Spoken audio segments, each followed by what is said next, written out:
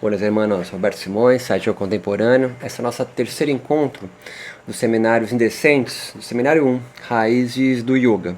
Nós tivemos nosso primeiro encontro ao vivo, nós falamos sobre como nós podemos construir e pensar o yoga de forma híbrida e plural, e não uma raiz, né? Falamos bastante sobre isso no nosso primeiro encontro e demos uma pincelada rápida sobre a ideia, sobre o conceito de ordenador de realidade, de como você pensa um mundo construído, ordenado pelo mundo à sua volta. Você não é algo a priori, você é alguém sendo. Não é? Na nossa segunda abordagem, foi feita na sexta, nós pegamos bastante a ideia, porque o tema foi corpo yógico, a construção da preparação do corpo do yogi. Né? Então, sendo como cerne de tudo a própria prática meditativa, a meditação e o yoga vão se confundir, portanto, nesse conceito, nós entendemos e descrevemos todas as repercussões neurobiológicas e subjetivas advindas da prática de yoga, de foco de atenção. Lembra que nós falamos que existe toda uma circuitaria que é inata. Sempre que você foca a sua atenção, você ativa o córtex pré-frontal, ele ativa o giro cingulado põe o tálamo para dormir. O tálamo dormindo, vamos dizer assim, sempre que você foca a sua atenção, ele vai inibir a influência dos estímulos externos, temperatura, pressão, gravidade 10 metros por segundo ao quadrado, o carro da pamonha, o frio, o calor, que adentra o seu corpo, sobe pela medula, chega no tálamo, ele retransmite essas informações sensoriais para o resto do cérebro. Quando você começa a focar a atenção com uma prática meditativa intensa, né, seja ela qual for a técnica que você utiliza, você inibe.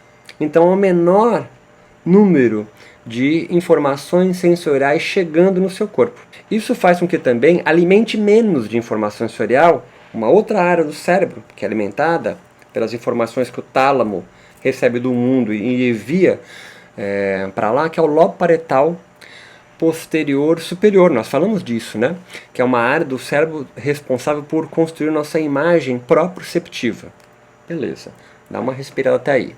Primeiro ponto importantíssimo é recapitular disso tudo. Que tudo isso é um atributo humano. Portanto, meditar e yogar é um atributo humano. Não faz parte de nenhuma geografia, de nenhuma religião, de nenhuma cartografia do mundo, mas da própria evolução humana. Claro que algumas populações criaram especialistas nessa observação do comportamento humano, sobretudo no sul asiático, a Índia então, e outras geografias e cartografias dessa parte do mundo, vão desenvolver técnicas, e o yoga é a mais interessante dela, e o yoga tem várias matizes, de observar atentamente o que acontece quando não tem nada para acontecer, porque você não, a própria mãe natureza, vamos colocar assim, a natureza, nos concedeu geneticamente esse arcabouço, e falamos bastante sobre isso na aula 2.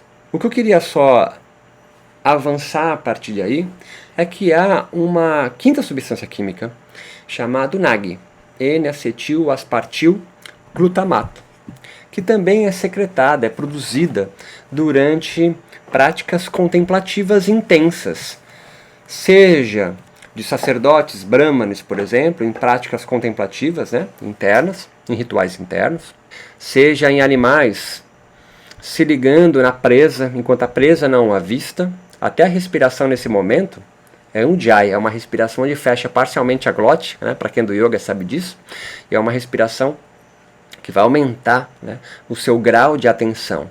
Então toda essa preparação do corpo, que nós abordamos bem na aula 2, vai fazer também uma outra substância química ser importantíssima nesse período. Porque, recapitulando, lembra que nós precisávamos manter o córtex pré-frontal, o giro cingulado, bastante ativo. E a substância química que faz essas áreas cerebrais estarem ativas, funcionando, chama glutamato. Mas há uma outra área, como o tálamo e o lobo parietal posterior, que é desligada da tomada. Essa área, então, precisa ser inundada de uma outra substância química chamada GABA, 2 neurotransmissores. Só que você pode me perguntar o seguinte: beleza, Beto, mas o que realmente eu preciso fazer voluntariamente para que eu consiga me adentrar a graus mais profundos da meditação? Lembra que nós estamos aqui na aula, que nós vamos abordar hoje Samadhi. é a atenção. E quando eu preciso montar a atenção, eu preciso ter muito glutamato no córtex pré-frontal para manter minha atenção, senão eu me distraio neurobiologicamente. Aí você pode me perguntar de onde vem o glutamato. O glutamato vem de uma substância muito maior, N-acetil-aspartil glutamato, NaAG. É um NAG que vai se acumular de galerinha quando você começa a meditar, como nós falamos ontem, vai esperar vir uma enzima, corta ele, libera N-acetil-aspartil para o suor, lágrimas e urina e libera glutamato, que é a substância química que mantém o córtex pré-frontal funcionando. Então nós sabemos já, quanto mais eu medito numa sessão em um processo lento e gradual de várias sessões, de anos, por exemplo, e se eu manter sempre no mesmo horário, nos mesmos dias, eu vou potencializar a chegada e a formação de glutamato, ou seja, o teu corpo se adequa quando você exercita mais a prática meditativa, tipo ir na musculação e aumentar a musculatura, só que é o cérebro, não é que aumenta, né? Mas ele fica otimizado para aquela prática, não é? É igual corrida, todos nós conseguimos correr, não sei se tem algum problema ortopédico, enfim, mas mesmo assim você consegue se deslocar no planeta mais rápido, só que há alguns que vão para o final das Olimpíadas em 100 metros rasos. É uma questão de treino, mas também de genética, mas também de uma rotina para exercitar esses músculos e a mecânica, blá blá blá. Então nós podemos pensar que algumas pessoas podem se especializar mais e mais e mais para o foco da atenção, que é um atributo natural, não vem do Espírito Santo. Você nasce com esse atributo, nós falamos bastante disso.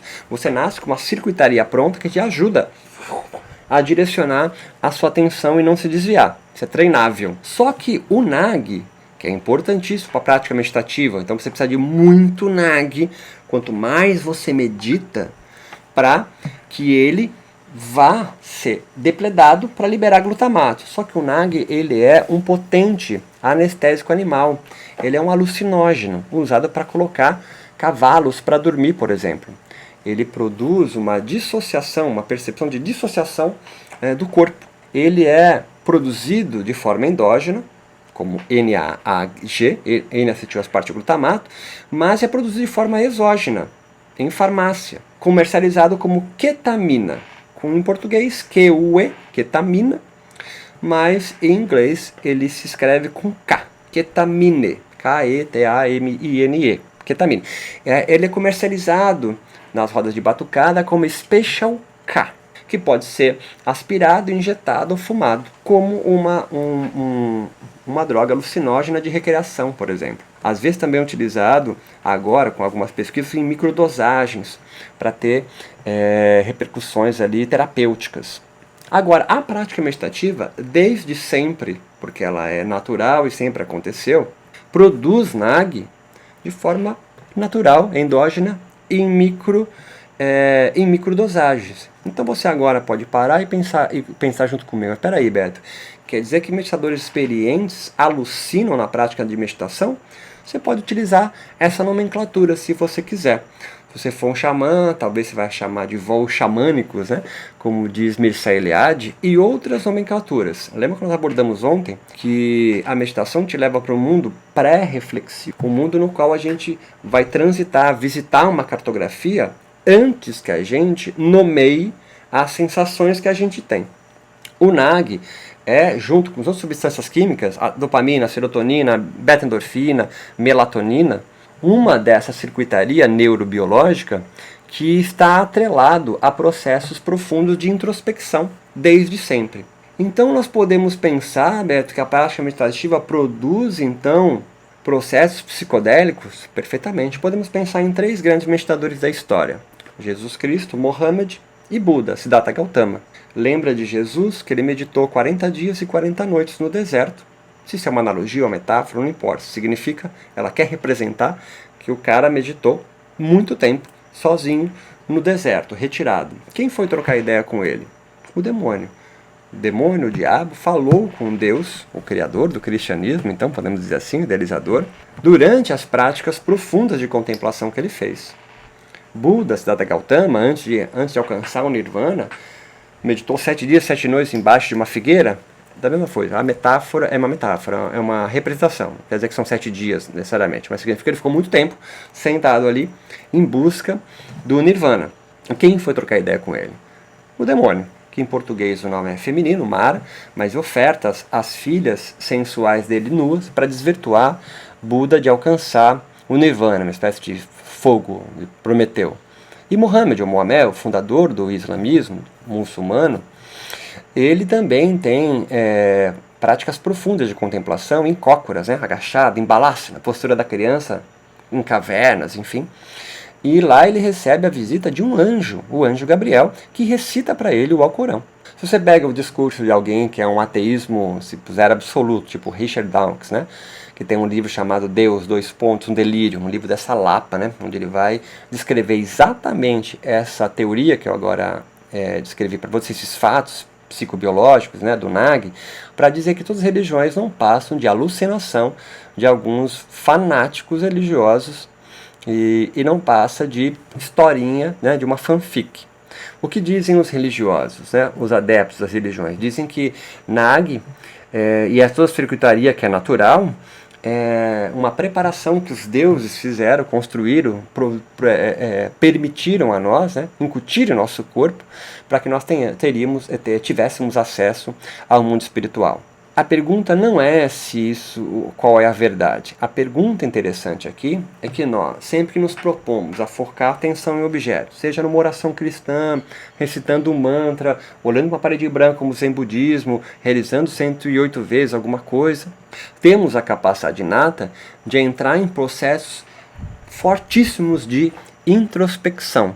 E aqui entra o Samadhi, numa perspectiva muito interessante. Eu quero que vocês agora, a partir dessa descrição rápida que eu fiz aqui, comecem e tenham a paciência de ler as descrições do que são Samadhi. Pega um livro aí, tipo do Iyengar, pega um livro do Shivananda, do Yogananda, ou algum outro livro do Hatha Yoga, né, que tem os capítulos Samadhi, e leia. O Yoga Sutra de Patanjali, por exemplo. Pega lá o capítulo, os sutras que ele fala de Samadhi, e lê as descrições que ele dá de Samadhi. Mas com a cabeça agora de todo esse arcabouço neurobiológico que a gente conversou. Eu não estou tentando resumir a meditação em aspectos físicos, tem que ficar muito claro isso para você. Por quê?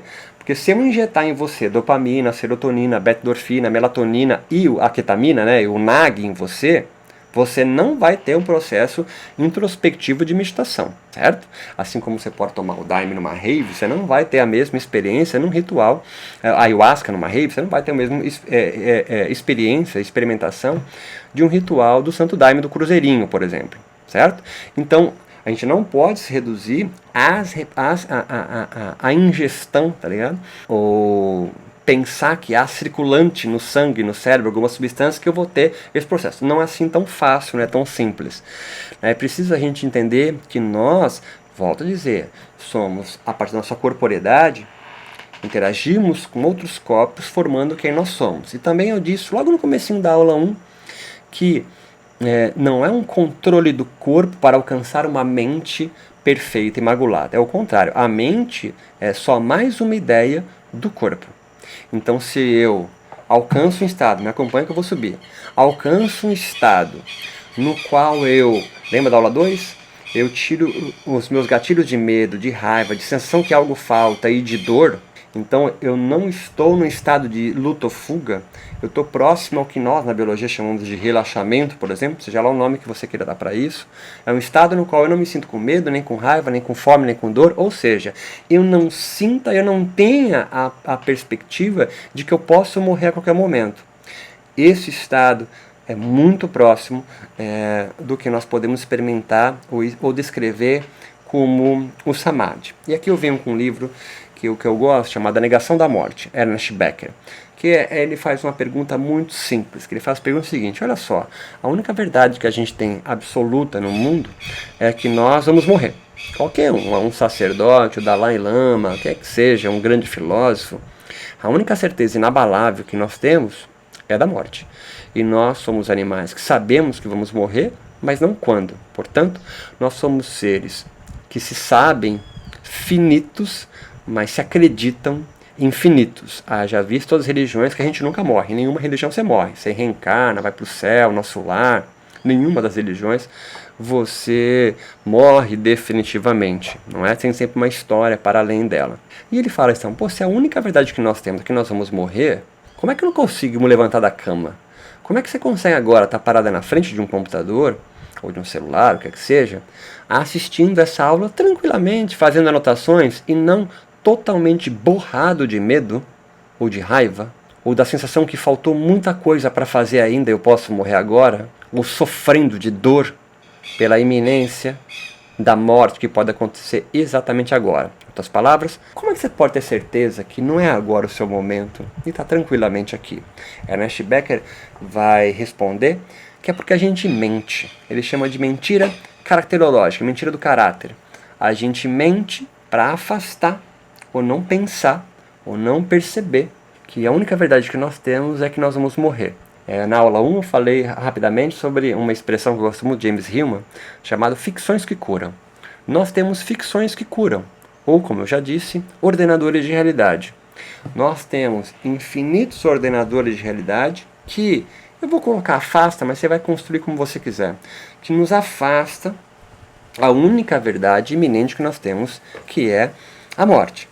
Então você está sempre em busca de fazer alguma coisa, em tarefa, ou seja, ganhar dinheiro, ou família, ou nirvana, o que é que seja.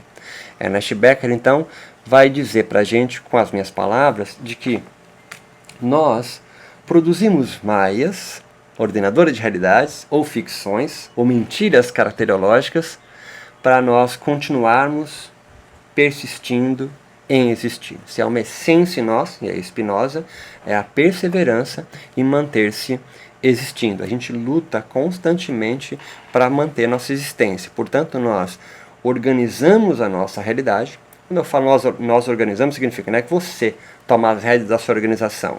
Alguns poucos fizeram isso, como Jesus, como Buda, certo? Como Mohammed e outras fundadores de religiões, mas em geral nós recebemos os ordenadores de realidade de fora e adotamos eles.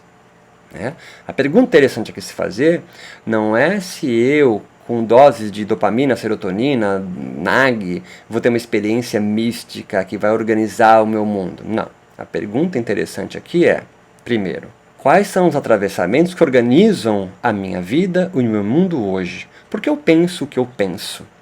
Por que eu corto o cabelo assim? Por que eu usei esse óculos? Por que eu tenho essa roupa? Por que esses gestos? Por que esse tom de voz? Por que essa construção?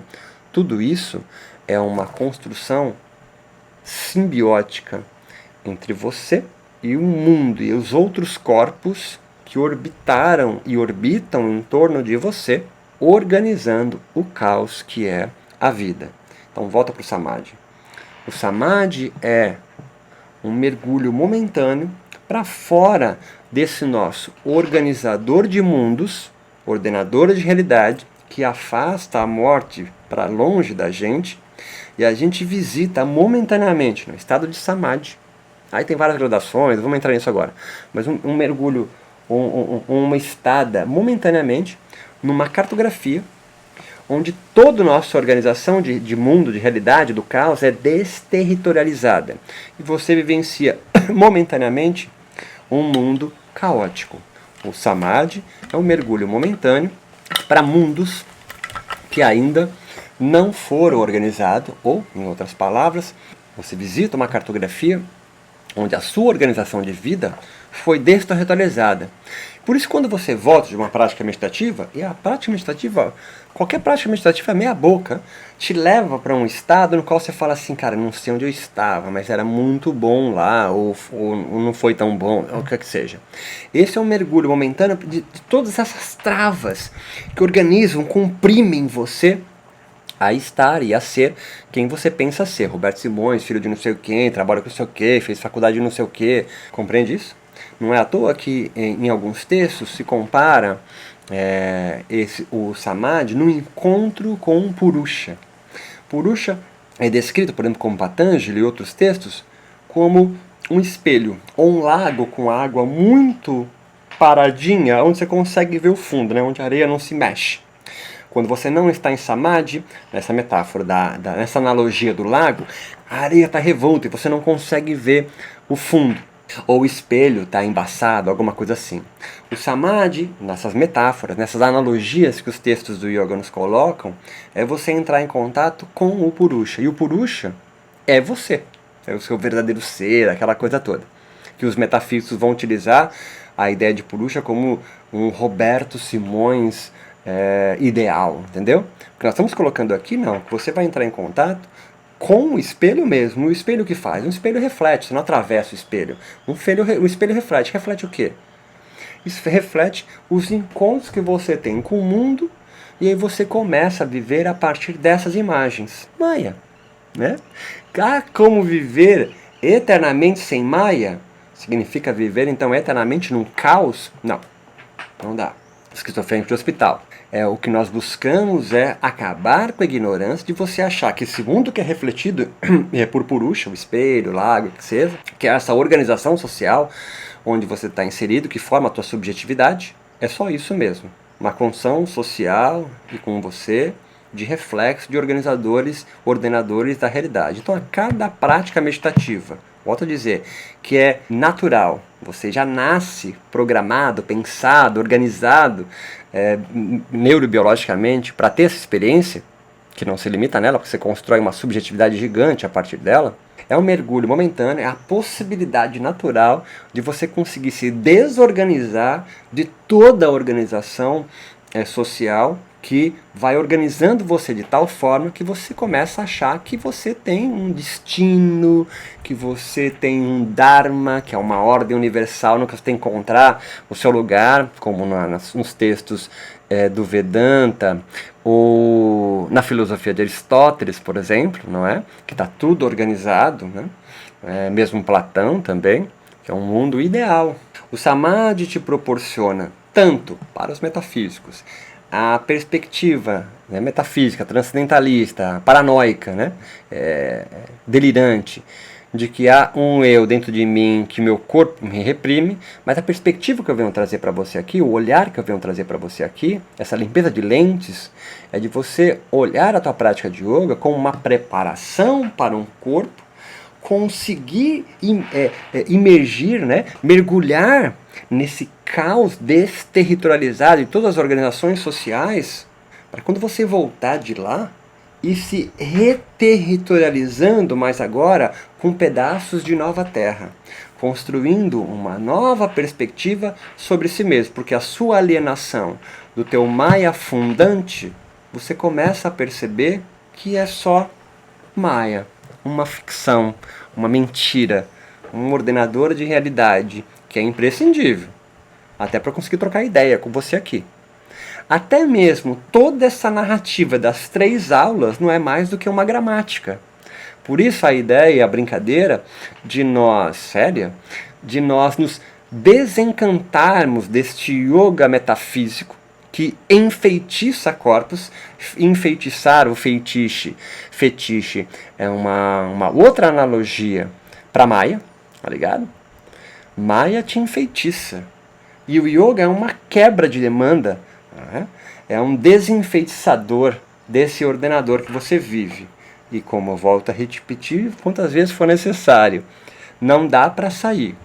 O que dá é para você tomar um distanciamento, visitar esse caldo, né, caótico, não organizado, para quando voltar para o teu Maya, teu organizador, falar, você não me pega mais, eu estou ligado que isso aqui é só uma organização, eu não sou aquilo, eu não estou aqui, eu estou sendo isso momentaneamente porque eu vivo nessa organização social que me ordena de tal forma, e você começa então a soltar alguns grilhões. E aí sim entra Kaivalya ou Moksha, se você preferir, que é essa libertação ou liberação em vida, não do sofrimento humano, ou pode até ser, depende da sua analogia, mas de não se deixar ser pego por esses organizadores externos, esse organizador que quer organizar você de fora. E você começa a tomar as rédeas e retomar o processo criativo da sua própria vida, e inventar futuros impossíveis para que você vive uma realidade mais interessante para você. Olhe só quantas vidas novas nós viemos construindo vidas trans, por exemplo, do LGBTQI+, vidas que a gente respeita, talvez eu quero um pouco mais no século XXI, dos povos originários. Povos originários não querem viver o nosso Maia, povos da mercadoria, e nem nós queremos viver um Maia dos povos originários, tá ligado? Cada um deles vive de uma forma diferente. Nós podemos nos embeber dos diversos maias que organizam povos originários do Brasil para construir uma nova forma de pensar um mundo diferente. Olha o livro do Copenau, A Queda do Céu, que ele diz que os xamãs Yanomamis, eles vivem dentro deles dos xamãs. Chapires, são encantados, seres da floresta, encantados, que constroem pilares que seguram o céu, por isso o nome do livro, A Queda do Céu. Então quando o povo Yanomami, portanto, seus xamãs forem morrendo, o céu vai desabar na terra. Essa é uma analogia que você fala assim, nossa, nada a ver. Mas olha que interessante, os povos originários, quando vão sumindo da floresta, a floresta vai sendo destruída por garimpeiros, pela pecuária, e aí a floresta que mantém, vocês já sabem tudo, não vou ficar explicando isso de novo, mantém a temperatura do planeta, blá, blá, blá, blá, blá, também some. Então é uma analogia que no primeiro momento, numa leitura literal, pode parecer uma conversa muito alucinada, mas que talvez seja apenas uma analogia, mais uma analogia para descrever um ordenador de realidade de povos específicos do planeta. E no mundo moderno, com a globalização, o que nós temos feito? Nós estamos eliminando formas diferentes de ver o mundo e homogeneizando com uma única forma de ver o mundo, a nossa. Qual é a nossa forma de ver o mundo, colonizados pelos Estados Unidos e pela Europa? E pelo capitalismo, portanto, é pensar um mundo na produção, no descarte e no acúmulo de coisas. Não é à toa, acho que falei isso na aula 1, que os povos originários do Brasil alcunham o homem branco, nossa civilização, como povos da mercadoria. Porque a gente sempre chegava nas aldeias indígenas, cheio de coisas, ou levávamos coisas, não é? Então eles cunharam, denominam a gente o povos da mercadoria, porque nós somos acumuladores de coisas, acumuladores de like, acumuladores de cursos, ou o que é que seja, não é? Bens simbólicos e bens gramaticais. Então entenda, porque nós estamos aqui conversando sobre o Samadhi. Nós temos uma circuitaria que é inata em nós, que nos permite adentrar a graus profundos de prática meditativa. Nós temos, além daquelas substâncias químicas, nós temos hoje, que nós escrevemos, o NAG, potentíssimo alucinógeno, que possibilita a gente adentrar a mergulhos profundos para dentro de nós mesmos. Mas nós precisamos ressignificar essa gramática de autoconhecimento. Nós precisamos começar a pensar que nós estamos em busca do nosso conhecimento, não do autoconhecimento. Não é você conhecer a si mesmo, fazer uma revolução interior e aí cada um faz seu corre e o mundo se transforma. Isso não funciona. A revolução sempre será social. Então é você fazendo essa prática meditativa, percebendo-se dos grilhões onde você está circunscrito, voltando dessa experimentação sem nenhum grilhão, livre, não é à toa que Kaivalya significa isolado, não é? Ou isolamento. Esse mergulho do Samadhi para fora do seu organizador, você fica absolutamente sozinho ali. Mas você volta de lá. Quando você volta de lá, você volta com uma perspectiva do mundo diferente. Claro, não é uma só. Tem que fazer várias incursões lá, certo? Às vezes anos, talvez não é à toa que o hinduísmo acredita em reencarnação, talvez uma vida só não dê tempo. Então é preciso você fazer várias incursões para dentro de você mesmo, e quando eu falo para dentro de você mesmo, significa 1 milhão de fios amarrados com todos os outros corpos que te circundam. Corpos humanos, quando eu falo, tá? Mas tipo o corpo do passarinho, o corpo da árvore, o corpo da grama, o corpo do céu, o corpo do ar. O ar é formado por nitrogênio, oxigênio, argônio. E toda uma construção subjetiva que nos compõe, que, por exemplo, faz, como Ernest Becker disse, estou recapitulando para a finaleira, afastar de nós a única verdade inabalável que nós temos. E aí você começa a perceber que não é coincidência que em todas as práticas de yoga, a linhagem, a tradição, a última postura do yoga é a postura do morto, é a postura do cadáver, é Shavasana. Isso não é coincidência. Também não é coincidência que o padroeiro do yoga, Shiva, ele é azul porque é a representação de cinza dos mortos que ele coloca sobre o próprio corpo, para dizer que ele venceu a morte. O que é vencer a morte, Beto? Bom, pode ter várias analogias para isso, mas dentro do nosso do nosso ordenador de realidade desse seminário de raízes do yoga, indecentes, é entender que vencer a morte é compreender que ela existe, e mais ainda, mais uma camada, é que há uma infinidade de fios e atravessamentos que lhe coordenam como uma marionete mesmo, tá ligado? O seu corpo. Vários fios de como sentar na mesa, como comer com garfo e farto, dessas coisas bobas até produções subjetivas de como ser, de como pensar o mundo.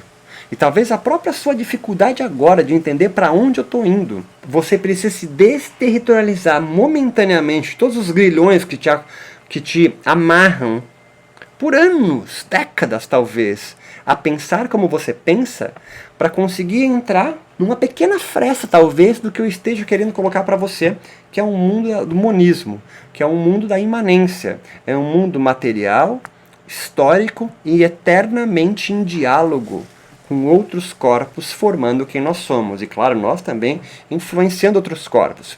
Mas qual que é a perspectiva que eu fui formado, Beto? Bom, provavelmente você, eu e todo mundo aqui que está nos assistindo, numa perspectiva transcendentalista, numa perspectiva dualista, que entende que há algo dentro de mim, que é perfeito e imaculado, contém a essência e a sabedoria do mundo, porque talvez, dependendo do que, está ligado ao céu e a outros mundos fora, mas é meu corpo que me impede de entrar em contato com ele. Eu até aponto para o cérebro, né? Poder estar apontando para o coração ou qualquer outra parte do meu corpo. Também isso é uma construção, né? Achar que a alma está aqui desde Descartes, né? Está na amígdala. Então, Beth, deixa eu ver se eu entendi. A prática do yoga, ela é ao mesmo tempo a preparação de um corpo para que eu consiga mergulhar de forma saudável, né? Vem com a analogia da educação física, não conseguiria pensar em outra forma. E sair ileso desse mergulho momentâneo no caos que é o samadhi, onde eu me desestruturo momentaneamente, e talvez nem de tudo, mas de um pouco, desses grilhões que me organizam. Então aqui, asanas, pranayamas, mudras, kriyas, esses nomes que as práticas de yoga constroem, são uma preparação sim para a construção de um corpo yógico, para conseguir vivenciar, experimentar sensações, portanto não nomeadas, porque no caos você não vai conseguir nomear isso, de uma total desestruturação, para que você consiga voltar de lá com pedaços de novas terras. E não é à toa também que portanto, que a prática meditativa hoje tem sido trabalhada muito mais do que para esse tipo de investigação filosófica sobre si mesmo e o sócio, só para vivenciar momentaneamente esse lugar samádico, onde as pressões do dia a dia que me causa estresse, depressão, ansiedade, transtorno de atenção, se dissolvem. Então, Beto, tem muita gente utilizando a prática de yoga, mas só para tirar um pouquinho da pressão do dia a dia? Exatamente. Exatamente, que é irado, é massa também fazer isso. Só que não consegue retornar e se reterritorializar com pedaços de novas terras. Fica sempre ansiando em visitar a prática meditativa, visitar o yoga, portanto, nesse estado, nessa cartografia samádica, só para aliviar um pouquinho a pressão. E acaba se tornando uma espécie de droga de recreação. Olha aí o Nag de novo. Porque dá para se viciar tranquilamente em dopamina, serotonina, beta-endorfina, melatonina e Nag. Pegou, tiozão? Então há muita gente praticando yoga, não para obter os siddhis, né, os poderes mediúnicos, ou alcançar moksha, né, kaivalya ou nirvana, mas só para tirar um pouquinho essa pressão desse enfeitiçamento que nos organiza no sócio. Irado. Exatamente isso. Não é menor. É menor todos que fazem isso, todos que fazem isso, mas ignorantes que fazem. Porque o yoga quer acabar com a ignorância. E não com o véu de Maia. Porque o véu de Maia nunca vai deixar de constituir você. Porque até mesmo essas horas que nós tivemos durante os 3 seminários, nada mais são do que ordenadores de realidade maiáticos. Só que, desde o início, sendo bem claro, que é só mais uma perspectiva, dentre infinitas outras perspectivas, de conseguir enxergar a realidade, tocar a realidade. Isso não é relativismo. Relativismo significa ou isso. Cada um pensa do seu jeito, né? Cada um pensa do seu jeito. É perspectivismo. É você olhar por esse lado, ou por esse lado, ou por esse lado, e perceber que há várias perspectivas. E assim, relativismo, você olha para um pedaço e vê uma parte da realidade. No perspectivismo, é uma fresta, mas você vê toda a realidade, mas por este ângulo. Você consegue entender relativismo? Né? Então, o relativismo vê um pedaço da cortina e acha que aquele pedaço é o todo.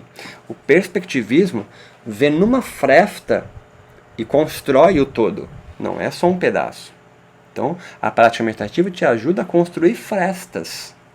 Te ajuda a construir olhares, a curar o seu olhar em perspectiva para o todo. Um dia eu vou ter a capacidade de enxergar... Não, claro que não, porque você é parte do todo. Se você é parte do todo, você nunca vai ter a noção do todo.